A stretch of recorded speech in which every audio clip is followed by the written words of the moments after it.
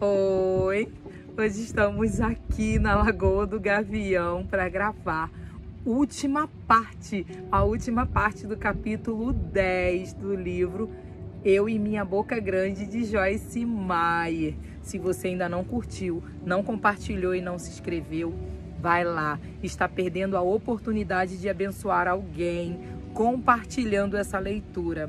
Alguém que você acha que fala demais ou alguém que precisa da ajuda mesmo. Às vezes nem fala demais, às vezes fala pouco, mas fala algumas coisas erradas. Compartilhe essa leitura com essa pessoa, com esse amigo, com familiares, tá bom? Compartilhe a nossa leitura, toque lá no sininho para receber as notificações das nossas leituras. Vamos à leitura de hoje. Não quebrante o espírito das pessoas. Pais, não irritei os vossos filhos. Não sejam duros com eles ou implicantes, para que não fiquem desanimados. Não quebrantem o espírito deles. Colossenses 3:21. Eu fiz isso com meu filho mais velho. Era ignorante e não sabia nada. Gostaria de ter criado meus 2 primeiros filhos tão corretamente como criei meus 2 últimos. Somos produtos do ambiente de onde viemos. Graças a Deus, Jesus abre aquelas portas e podemos ser livres. Ele é o curador dos quebrantados de coração. Isaías 61:1. A Bíblia diz que ele é tão manso que não esmagará a cana quebrada. Isaías 42:3. Jesus tem o bálsamo curador para corpos e espíritos quebrados. Jeremias 8:22, Malaquias 4:2. Se você vem a Jesus ferido e machucado, ele o curará para que vá e leve a cura para outras pessoas. Aqueles que você feriu também o perdoarão e receberão cura. Hoje, meu filho mais velho trabalha para a Vida na Palavra. Temos um ótimo relacionamento. Nós nos amamos, mas eu o feri fazendo as mesmas coisas mencionadas neste livro. Eu o tinha importunado, incomodado e irritado. Estava constantemente instigando-o, provocando-o, falando sempre a mesma coisa. Antes que meu filho e eu pudéssemos ser libertos daquela prisão, tive de aprender a lição contida nessa passagem. Espero que você aprenda mais rapidamente do que eu. Não quebrante o espírito de outra pessoa. Seja amoroso. Esposas, sejam submissas, subordinadas e adaptadas ao próprio marido, como convém no Senhor.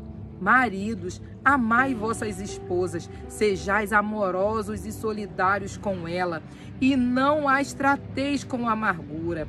Colossenses 3:18-19.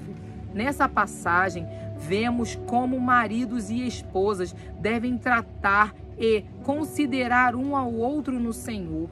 As esposas devem ser submissas aos seus maridos. Hoje eu sei que ninguém quer se submeter a ninguém. Isso faz parte da nossa natureza, mas também faz parte do nosso chamado em Cristo Jesus. Sujeitando-vos uns aos outros no temor de Cristo, o Messias, o ungido.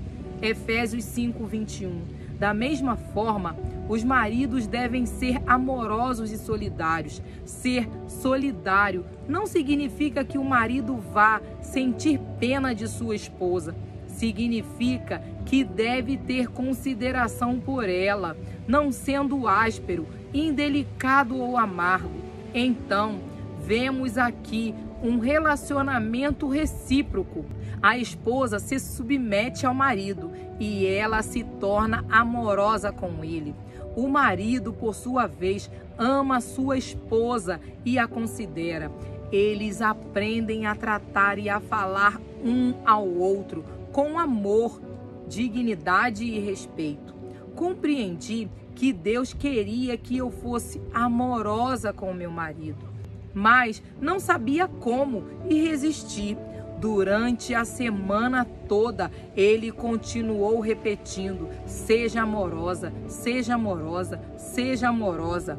Mas eu não conseguia entender. Quase no fim da semana, uma senhora me deu uma pulseira com as letras K-U-I-P-O gravadas.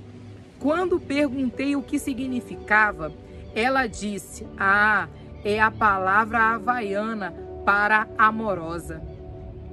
Eu disse: "Puxa, percebi então que Deus quis mostrar-me o que esteve falando comigo a semana inteira."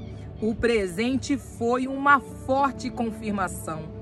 Se há algo que aprendi de Deus é que Ele não desiste. Ele é mais determinado do que qualquer um que conheço. De repente, entendi que no seu tempo perfeito, Deus estava me libertando da aspereza. O Senhor continuou transmitindo a mensagem: seja amorosa, de maneira incomum. O bracelete era tão apertado que, ao colocá-lo no pulso, não conseguia tirá-lo mais. Tive de usar sabonete e creme e dei muito trabalho para tirá-lo. Em 1 ano e meio, só o tirei 2 ou 3 vezes. Assim, durante anos, carreguei o sinal de Deus em mim, dia e noite, amorosa. Essa palavra pode não ser a mais apropriada, mas nessa passagem é exatamente o que Deus está dizendo aos maridos e às esposas: sejam amorosos. Se você quiser ter um marido amoroso, seja uma esposa amorosa. Se você quiser ter uma esposa amorosa, seja um marido amoroso. Experimente, funciona.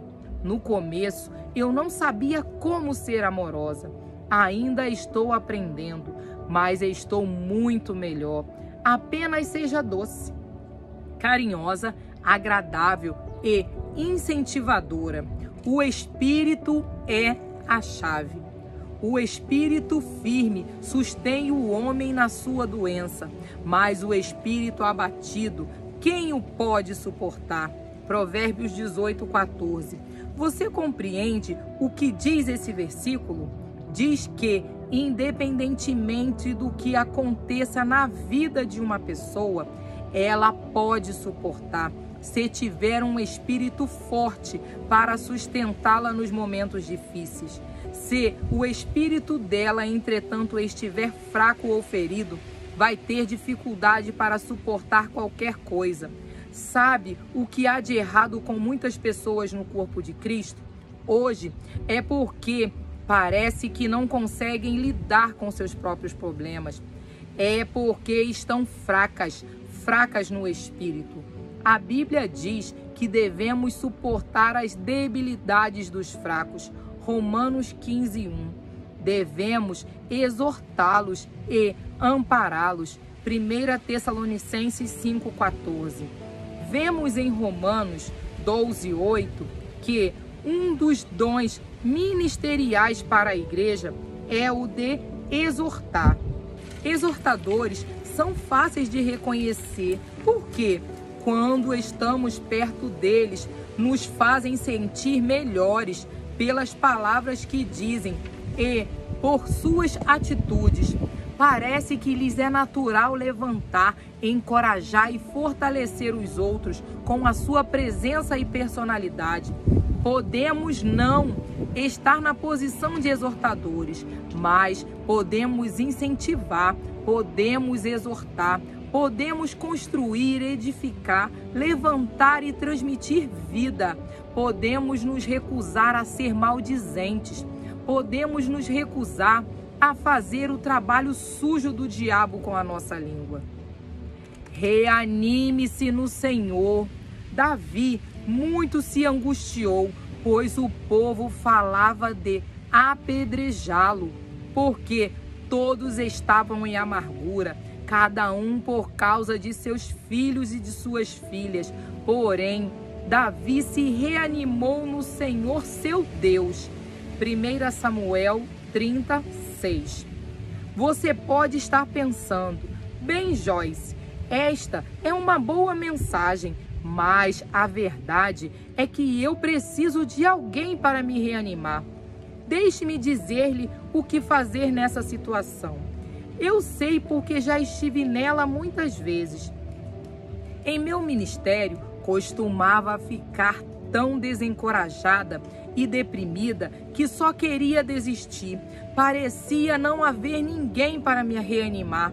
Fiquei tão estressada em fazer tudo perfeito, trabalho árduo, viagem cansativa. Naquele tempo, eu ainda criava os filhos, lançava a base para um novo ministério, tomava incontáveis decisões, estava ficando física, mentalmente e emocionalmente esgotada. Sentia que necessitava de incentivo, mas nem sempre havia alguém para isso. Na verdade, eu ficava com raiva porque não havia ninguém para me incentivar. Pensava em tudo o que fazia pelos outros e o pouco que eles faziam por mim. Sabe o que esse tipo de pensamento faz? Enche a alma de amargura e ressentimento. Não é a reação que o Senhor quer que tenhamos. Deus quer que nos acheguemos a Ele e encontremos força e encorajamento nele. Finalmente, aprendi que, em vez de ficar com raiva, amarga e ressentida, deveria buscar a Deus com uma oração sincera e humilde, e as coisas melhorariam muito para mim. Eu dizia: Senhor, preciso ser reanimada. E em uma semana ou duas, Deus providenciava 6 ou 7 pessoas para que me reanimassem. Eu comecei a receber cartões, presentes e flores. Parecia que chovia de gente ao meu redor, com palavras e gestos de ânimo. Mas toda vez que me permitia ficar ressentida e começava a murmurar sobre a falta de incentivo, as coisas pioravam. No momento, você pode sentir que ninguém se importa com você, que ninguém o valoriza. Talvez seja porque as pessoas são tão egocêntricas que não sabem valorizar ninguém. Ou talvez não compreendam sua necessidade. Se você se tornar amargo e ressentido, elas nunca aprenderão e você nunca receberá delas o que mais deseja. Na verdade, sua amargura e ressentimento podem destruir você e seu relacionamento. Mas se você levar seu fardo ao Senhor, Ele o ouvirá e o ajudará. Deus tem milhares de exortadores no corpo de Cristo. Ele enviará pessoas para levantar, reanimar e edificar você. Primeiro, ore, depois plante. Não fique sentado esperando alguém encorajar você. Não se recuse a encorajar os outros só porque você mesmo não está sendo encorajado. Não espere que venham até você, vá até eles. Lembre-se, a regra espiritual é: você colhe aquilo que semeia.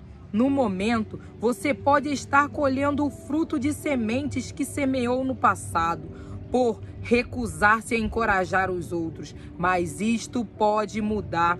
Mãos à obra e semeie nova safra. Comece a ser um exortador. Língua difamadora ou língua tranquilizadora. De acordo com a concordância, a palavra grega traduzida como exortar é parákeleo e significa chamar para perto. Está relacionada a paráketos, traduzida como consolador na versão King James, e é usada para referir-se ao Espírito Santo. Quando chamamos uma pessoa para fortalecê-la e encorajá-la a seguir Jesus, porque Deus é com ele, para fazer grandes coisas por intermédio dele, estamos enganjados na exortação. O que acontece? O bálsamo curador de Gileade começa a gotejar na alma ferida. De repente, ela começa a pensar: sim, creio que posso conseguir. É exatamente isso que o Espírito Santo, o Consolador, faz por nós.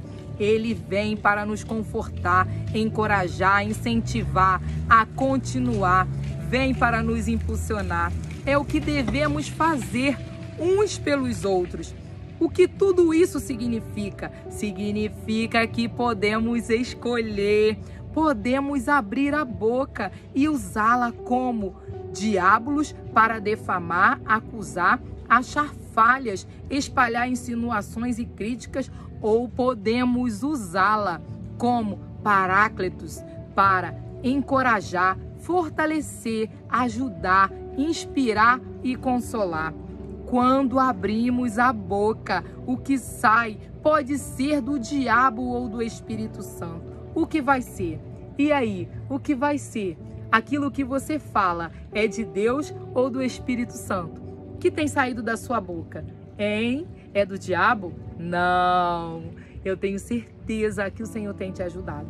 Vamos orar para agradecer a Deus, mas se você não curtiu, vai lá. Curta, compartilhe e se inscreva no nosso canal. Senhor, muito obrigada por esse dia de leitura, obrigada pelo teu cuidado, obrigada pelo teu amor, obrigada, Senhor, por todos os ensinamentos que temos aprendido. Obrigada, Senhor, por cada um que compartilha essas leituras. Continua, Senhor, nos fortalecendo, nos dando paz e alegria, em nome de Jesus. Amém e amém. Tchau. Até o próximo dia de leitura. Tá chorando por quê? Se você tem um Deus que cuida de você, oh, e jamais te esqueceu.